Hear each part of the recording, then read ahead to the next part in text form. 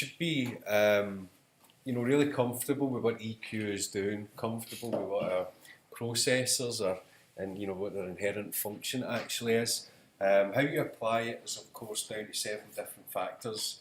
What is the instrument that you're placing the processors on? How were they recorded? How were they played? And then of course your own prejudice, your own preference for the mix. How do you want it to sound? How do you kind of feel that these tracks should sit in the context of the song? So again, the tools that we're using are the same, but how we actually implement them and apply them is different from person to person. So I've done a few housekeeping things here that I think are obviously very useful. I've set up my markers, I've got my little memory locations there with the numbers next to them to allow me to navigate between the different markers that are available to me here. I'll just keep that open now, just so I can quickly reference what the marker number is and how I can navigate to that bit of the track. I've also, in the guitars here, noticed that there's lots and lots of different guitar tracks, but if you look at the waveforms in yellow here, they're all very kind of similar. Okay, so the way it's worked is that there's two microphones on the guitar amp for each performance. So these aren't double tracked, but they're the same performance that's been coloured by two different microphones. So what I've done is actually, within my master guitar group, which is of course controlled by this VCA fader here, I've also set up individual groups within it for each of these little guitar groups. So I've called it electric guitar 1.1, 1.2, that's showing you that it's the same part, it's the same number, but there's two different microphones. Again for 2, then we've got 4 and 3, 2 and 4, 2 and 5, 2 and 6, and then one up here, one fader at the end. But if you notice in the waveform, it's actually a stereo track here that we're dealing with. So it means that I can still get my collective, or sorry, my relative mix within the group, but then once I set that up, I've got this universal control with my VCA fader here. So let me just bring that up to 0, and then just bring all these back down. Okay. So again, sitting slightly behind the speakers, so some of my decisions might need a wee bit looked at after the point, but I'll just kind of walk through what I'm doing. So first of all, let's give it a quick listen where I was up to last week. So I had my drums and I had my bass ready to rock. So let's go to chorus 1, give it a listen.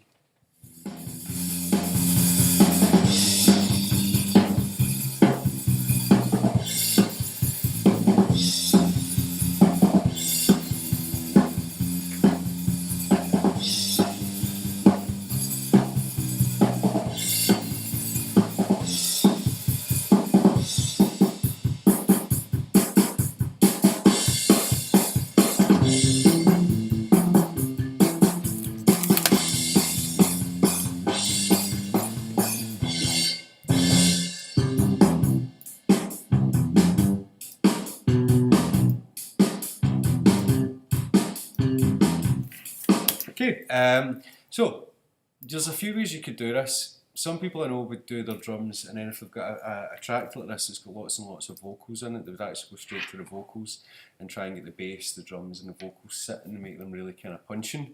It's really up to you how you want to do it. My preference is to go with the guitars next. It makes sense to me, like kind of building up the track in layers, but it means that if you maybe do something that makes the guitar sound great, but then the vocals don't sound too good, or that you're really struggling to cut through, then maybe you need to go back and mix the guitars with the vocals. Again, how things sound individually to how they sound in the context of the mix can be quite drastic. And again, you need to play it by ear, literally, what is best for the track. So what I'm going to do is just jump into my first guitar group here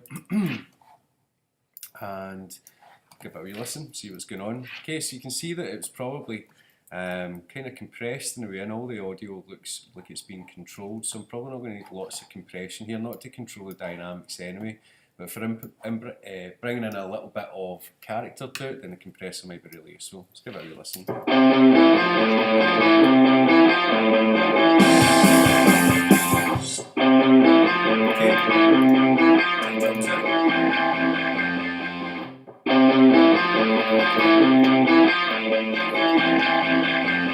So certainly don't really need any compression, and you can tell it's really controlled. The quiet and the loud bits are all very sort of similar in terms of the dynamics in there.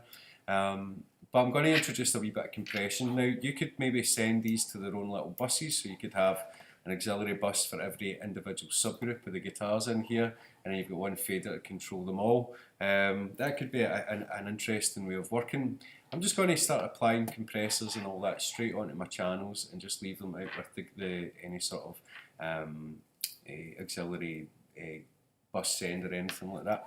So let's keep my guitars in here. What I'm going to do is I'm going to just kill this little group first of all, so I can just hear the guitar, this guitar, and so on, and see the difference between the two microphones.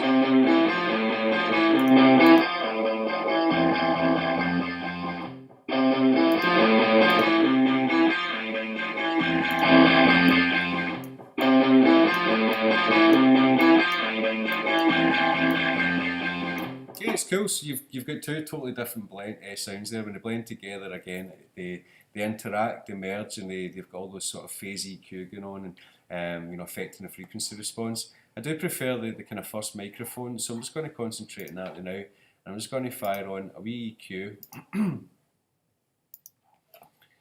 and just see if I can find any little sweet spot in it. But it is sounding pretty good. I don't think I'm going to need to do a lot of stuff to these particular channels. So just go to my mids, and again, I'm just going to go for a wee sweep through this and see, just see if anything jumps out.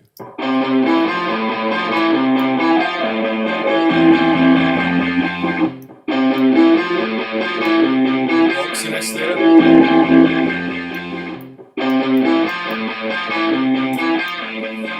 You want to be careful that I don't take too much away. Again, and I'll just see if I can lift some of the below mids.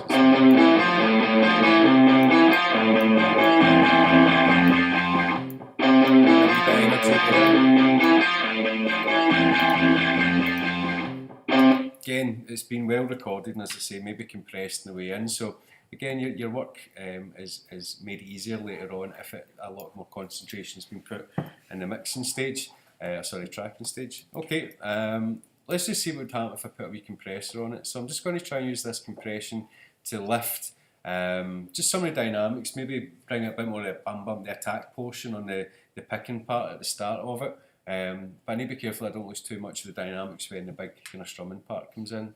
So compressor comes on, and as I always do, take everything way up to its sort of least parameters. I'm going to just go for a ratio of 41 here, so I'm getting 75% gain reduction, and pull my threshold down till I can see there should be compression happening.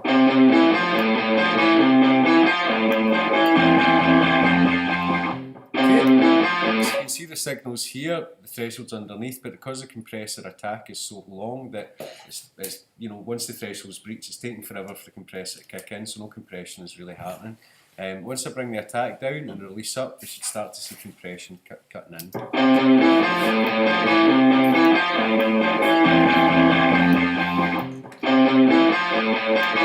About 3 dB.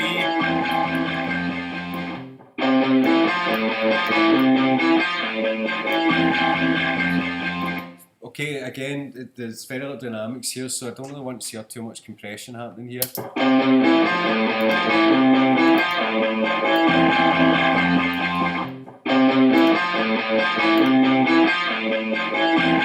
I can tell there's just a hint more energy in it, ding ding ding ding dun dun, that lower note there. It's just ever so slightly more energy than it did without the compressor. But I really don't want to go too much to town on this because it's sounding good as it stands. Okay,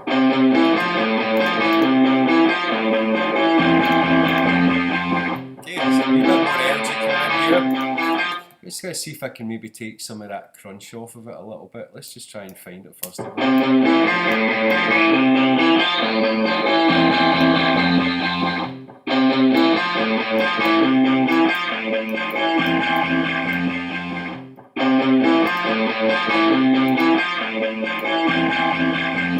Okay, just taking a wee bit of the kind of the filth away from it, a wee bit of that fuzziness. Let's just blend that in with the other one that's here. So you can tell the more this comes up, the more mids we're getting. So playing with the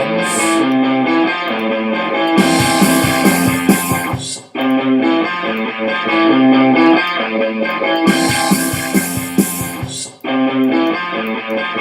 to copy that compressor over. And go to a part of the track, we've got loads of this guitar. Okay, just at the end here. Okay, so it's just for this little riff at the start.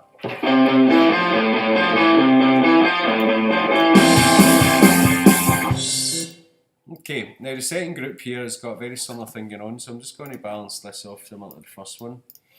Again, how you want to do this and how you'll choose to do it will be totally dependent on what you're hearing for this song. Because we've got the same guitar sound and the same microphones getting used, these are really just kind of doubling up really what's happening at this little section.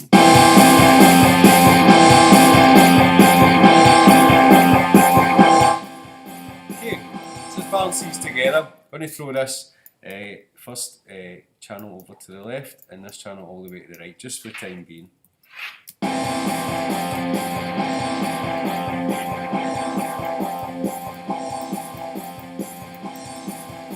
And then get the context coming into it.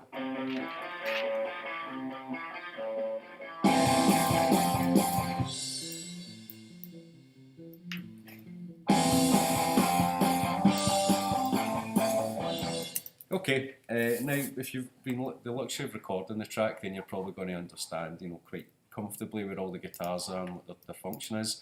If you're just hearing it for the first time, or you're just mixing it down, then you should spend about an hour going through all the tracks and naming them accordingly and getting comfortable with them. It will speed everything up later on.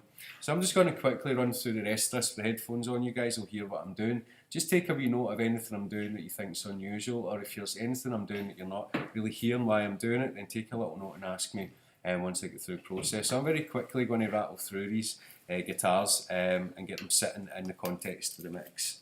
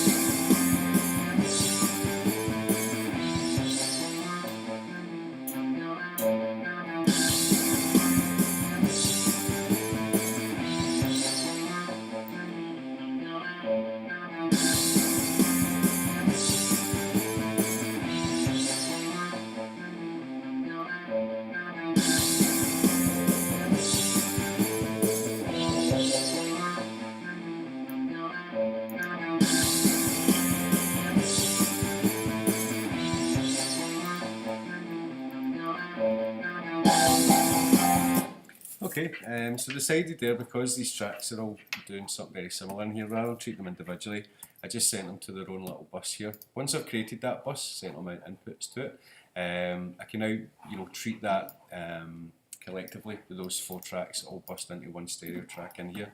What I can also do is go into my electric guitars, electric groups, go to modify, and I can now add in this electric or EG3 bus into my guitar groups in here as well. So it's now going to become part of this group in here, so it can move as well. Then I could add it into the EG3 bus if I wanted to, but I'll just keep it separate for the time being. So the idea there was just to remove some of that boxiness in here and get rid of some of that fuzz again.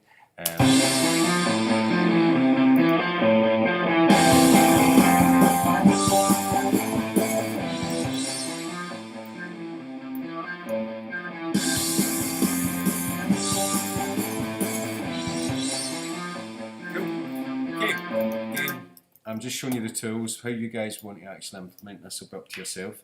So I'm just going to kind of leave the distortion, but just go to this clean channel here that's near the end. Let's go here. Okay, again compressed. And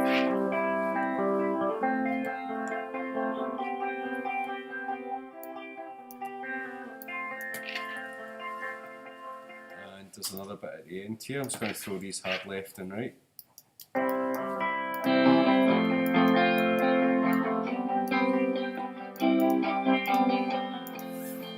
Okay, because this is more kind of strumming, I'm going to just move it a wee bit more into the middle here. So I'm just going to bring this down to about 60 and 30, just to kind of keep them up about here, that kind of space. And I'll do the same on the other side. So again, I'll go for 60 and 30. Okay. So again, you should be all kind of comfortable with this, just to pick up little wee tidbits of information.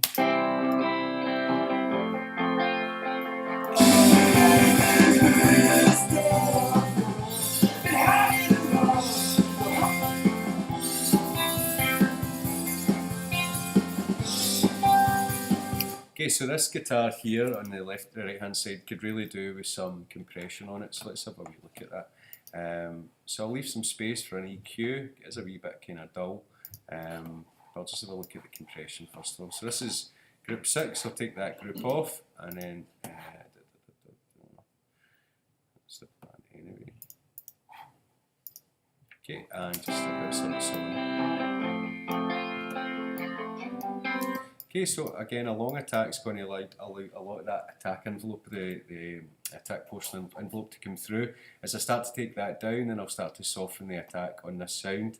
So just trying to get a happy medium so that when the first grink comes in, which is really loud compared to the rest of the waveform, and I'm going to catch that with the compressor and then press it and bed it in with the body of the sound here.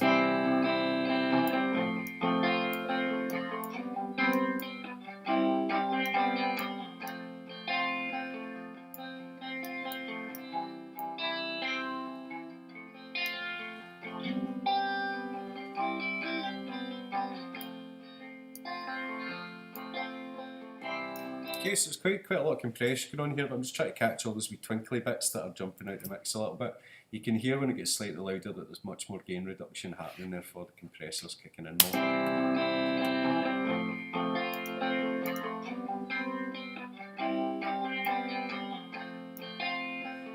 Cool, so those wee strummy bits and the picking bits that were a bit louder are now bedded in a bit more.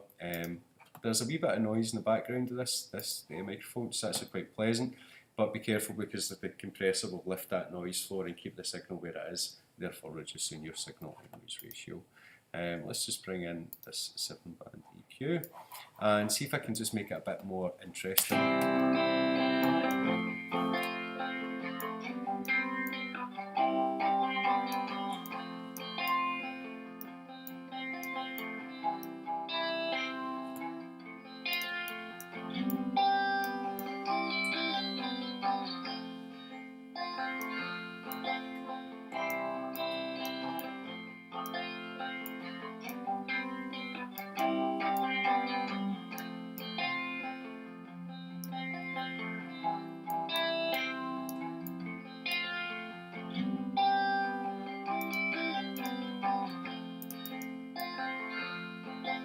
Cool. Okay, so there's not a lot happening down the low end, so we high pass filter in just to clean up some of that stuff.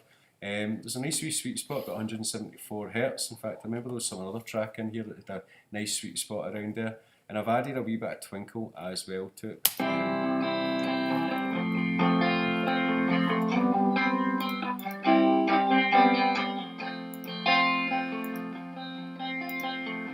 You can really hear that compressor coming in. Without it, it's doing dun, dun, dun, dun, dun, dun, dun, really dynamic, but now it's all kind of bedded in and it's got one performance. So again, if I want to bring in more attack, I can then just loosen that up a little bit and let more attack through. Okay,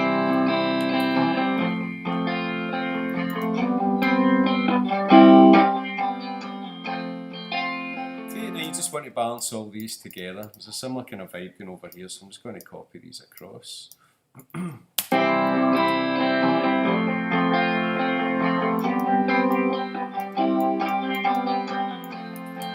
That with the bass and the guitars.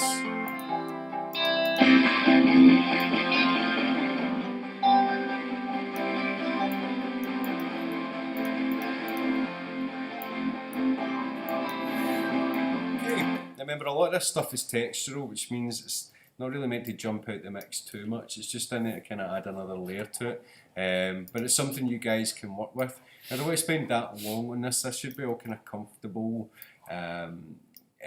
A comfortable area for us to implement our ideas. The vocals, everything is really well controlled. The most dynamic thing in the entire track is probably the lead vocals, which is the thing that you probably have to concentrate the most on.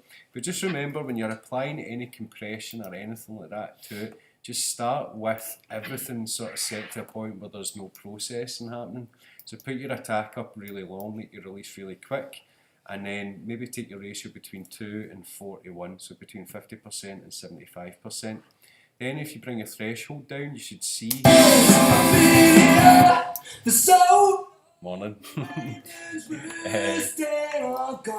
When you bring your threshold down, you should see that there's compression should be happening. There's the signal.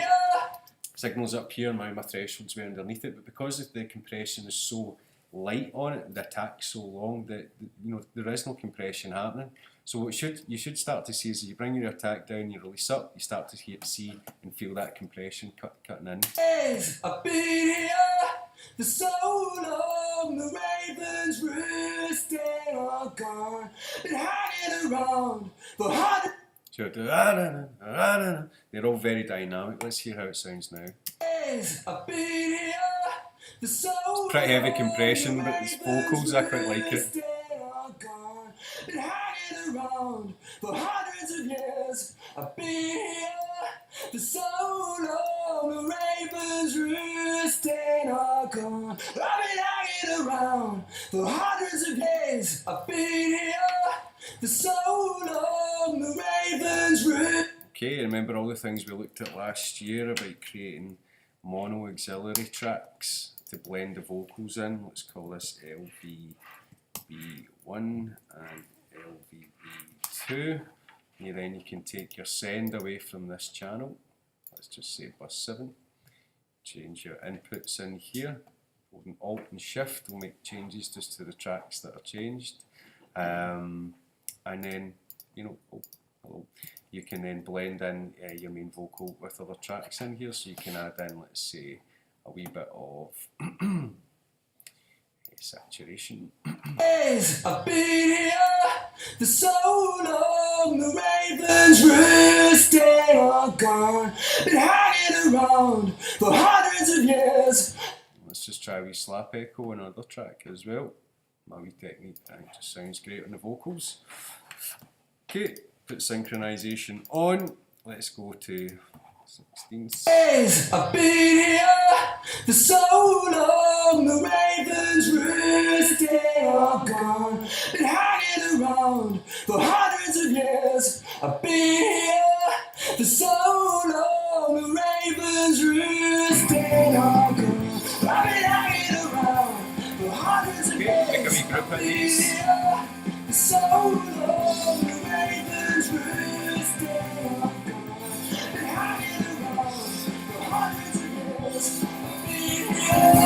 So long, ravens roosting are gone. I've been hanging around for hundreds of days. I've been here so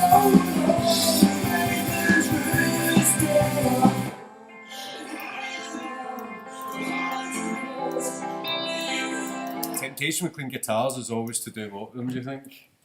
Increase what part of the frequency response? Yes.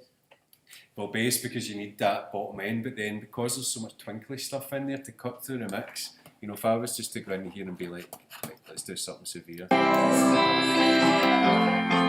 going to cut through the mix a lot better, and it will sound really noisy as well.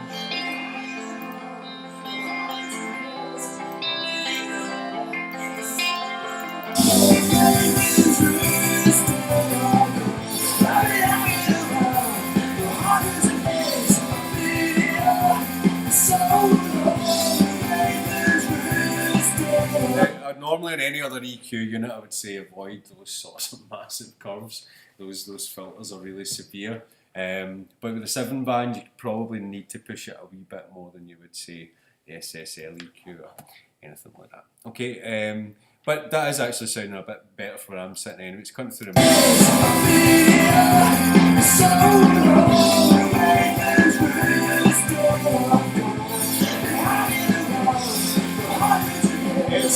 So there's loads of backing vocals and all that in here. You can see that they're really well controlled. I've just grouped them again, just to keep things easy for me. I'll give it a wee listen here. So I've grouped them into pairs. Because they're kind of double track, I'm just going to throw the left and right, so they're the multi-tracked pair, and then I'm going to now put the harmony left and right as well on top of it. So now we've got a harmony in left ear and a harmony in the right ear, and then we've got the main backing vocal cutting through the mix here. Give it a wee listen. I've been here for so long, the ravens roost, they are gone. Been hanging around for hundreds of years. I've been here for so long, the ravens roost, they are gone. I've been hanging around for hundreds of years. I've been here for so long, the ravens roost, they are gone. Been hanging around. The thing with backing vocals is that you should always mix them with the main vocals, because I'm going to do things to these backing vocals that might make them sound really suspect on their own. So for instance, lifting loads of mids, high mids to chuck it through the mix a little bit could be an option, but on its own it might sound really thin and kind of tinny. I've been here. So we're going to try and bring out some of that na in the voice there, some of the more kind of crispier portions of it, and blend it in with the original here. Let's give it a listen. I've been here for so long, the ravens roost are gone. Been hanging around for hundreds of years. I've been here for so long, the ravens roost are gone. I've been hanging around for hundreds of years. I've been here for so long, the ravens roost are gone. Been hanging around for hundreds of years. I've been. Cool, wee bit of compression on that, just to tighten it up. And this is the last one I'm going to do, and then you guys can sit and do the rest of the track. Again, I'm just kind of wanting to show you ideas, processes, but how you actually get the sound, I'm far more interested in hearing where you guys arrive at. I've been here. Yeah, I'm just going to kick the utter crap out of this with the compressor. I've been here for so long, the ravens roost, they are gone. Been hanging around for hundreds of years. I've been here for so long, the ravens roost, they are gone. I've been hanging around for hundreds of years. I've been here for so long, the ravens roost, they are gone. Remember, backing vocals are that backing case, so unless you've got a duet on the go, you probably want to just make sure that they're doing a really important job without really jumping out the mix too much, okay? Now you'll want to blend that in with reverbs and delays and all the rest of it, go to town on it and feel free. But generally speaking, you know, make sure that you mix these in the context of the lead vocals. This is the thing, drums and bass are generally quite generic. You know, you have a standard way of working. You want a big drum sound, you want a tight drum sound, doesn't matter, you're going to be applying the same sort of processors, doing the same sort of thing. The song is what determines what sort of sounds you're going for, but you know, these are the bits that are I would say, more by the book. You know, you can very quickly get your drum sound just by following a sort of standard protocol. When it comes to guitars and vocals, it's going to be different every single time. But the process I want to see you guys applying is sweeping through your frequency filters to find sweet spots or find problematic frequencies, because that will tell you where you need to boost, where you need to cut certain frequency bands. Then when your compressor, leave the attack really long, release really short, bring your threshold down, then start to decrease your attack and increase your release until you start to hear a significant difference in your mix. Creating buses, groups, all that sort of stuff will be up to you, but I've kind of shown you how to create it. So I don't want to spend too long talking at you this morning. You're going to be getting spoken at for half an hour later on with Patrick and a wee bit this afternoon as well. So I want to give you as much time as possible to work through the rest of this mix. So I'll just kind of write up a wee task sheet that I'll make available, but you guys should just be continuing on with this logically. Remember your housekeeping things like markers, groups. Remember, once you've got a VCA fader to control one big group, then you can have little subgroups within it that are, changing the different guitar parts or whatever it is that's in there. You got any questions or anything? Okay, so let's just keep at it, folks. Again, I'm interested to hear where you're taking this. So use my processes as much as possible, but when you get into your EQs and all that sort of stuff, it'll be your own ears that are being utilised. Cheers, folks.